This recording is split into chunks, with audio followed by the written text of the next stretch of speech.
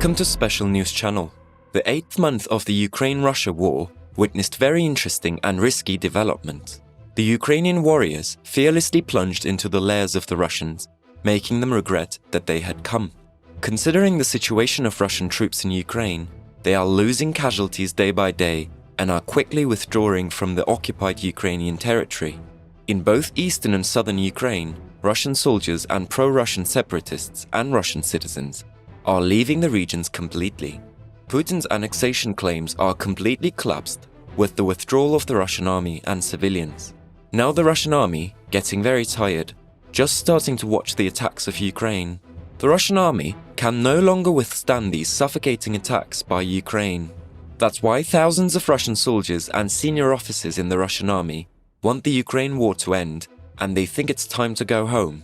We are now faced with an event that will vindicate the thoughts of the Russian soldiers and will change the whole course of the war. While it is surprising that Russian soldiers did not see how the war progressed, Vladimir Putin did not see the progress of the war. The incident that took place on the Kerch Bridge connecting Russia and Crimea is astonishing. The importance of Crimea for the region is critical for both Russia and Ukraine. That's because Crimea is home to Russia's most important port on the Black Sea. The region, annexed in 2014, is the apple of Putin's eye, and losing it could plunge him into a complete depression. The importance for Ukraine is that if the Ukrainian armed forces capture Crimea, the war will end. For these reasons, the attacks in the last month were shocking for Russia. Part of the Kerch Bridge was destroyed by huge explosions on the 8th of October. After some investigations, the Kremlin accused Ukraine of organizing a terrorist attack on the Crimean Bridge.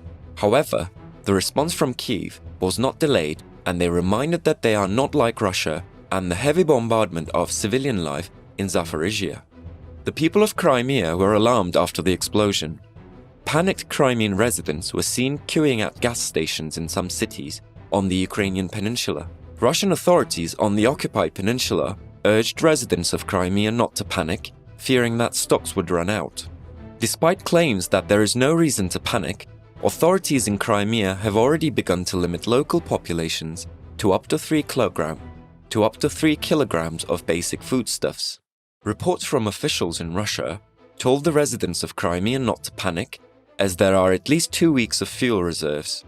Despite the fact that the Crimean authorities have warned their citizens, it is understood that they are giving signals of the danger that may occur in the future. Sergei Aksyonov, the head of the Crimea who served in Russia, stated that the Russian state should not raise fuel prices. However, it turned out that the employees of the gas station in Crimea adjusted the price offered outside the station. Long queues formed at gas stations in Yalta, Sevastopol, Simferopol, and other cities of the peninsula. Long queues were also observed at the local port as citizens in Crimea rushed aboard a ferry to Russia. According to Russian state media, all round-trip bus and train tickets to and from Crimea have been cancelled.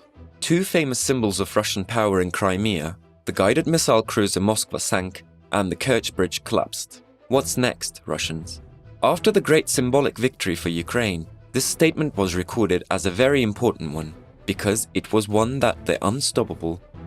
a statement that the unstoppable attacks of the Ukrainian armed forces would continue.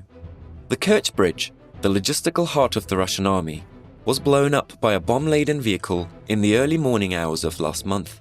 The area where the bomb-laden truck passed, the side towards the middle of the bridge, collapsed. The Kerch Bridge has now lost its function. The Russians used the bridge to carry out the most important military shipment. The bridge, which is also vital for citizens living in Crimea, is no longer in use. When the Kerch Bridge was put into service in 2018, its cost was approximately $15 billion. The length of the bridge is 19.5 kilometers, which means that it is one of the longest bridges in the world. The Kerch Bridge, which turned out to be quite costly, is currently closed to all round-trip transportation. While the Russians were already dealing with serious problems in military shipping issues, a dagger has now been thrust into the heart of Russian logistics. In addition, the situation that worries the Russians most is that of the Russian troops deployed in and around Crimea after the collapse of the Kerch Bridge. The Russian troops currently in and around Crimea are almost stuck in this region, and it is not possible for the Russian armed forces to deliver military equipment to the troops stationed there.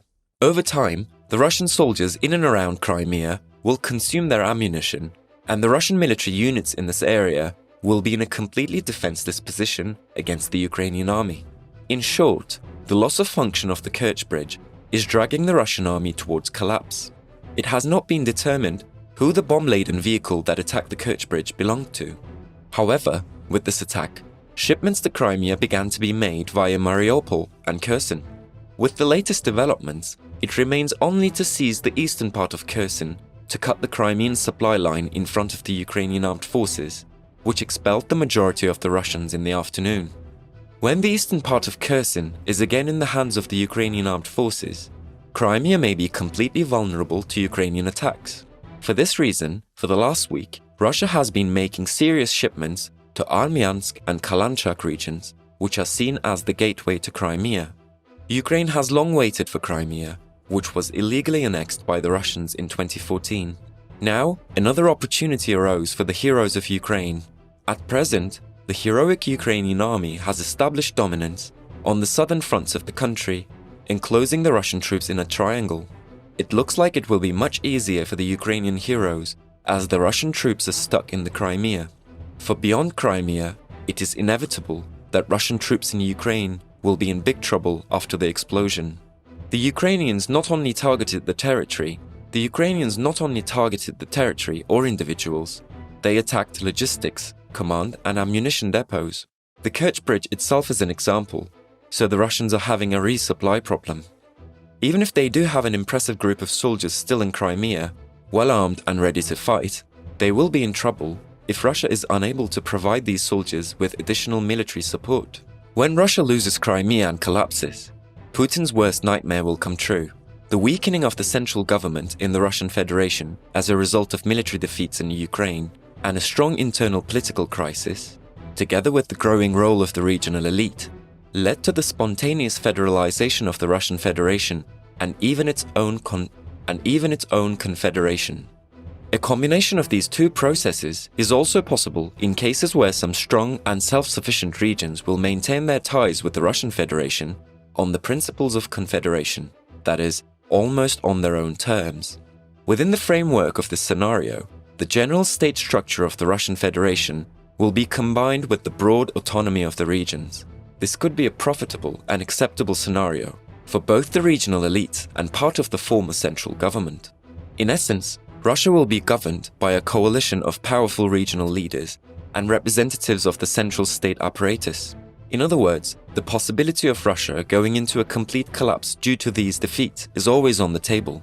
For this reason, the lock of the war will be opened in Crimea right after Kherson, and the war will show us its true face in this region. A Ukrainian military statement on Tuesday accused Russian troops of continuing to loot and destroy infrastructure in the southern city of Kherson, where a showdown has been looming for weeks in the only regional capital Russia has captured intact since its invasion. Russian artillery hit more than 30 settlements in Kherson and Mykolaiv regions, and in the Zaporizhia region, the Russian-installed authorities were forcing residents to accept Russian passports after seizing their Ukrainian documents, the statement said.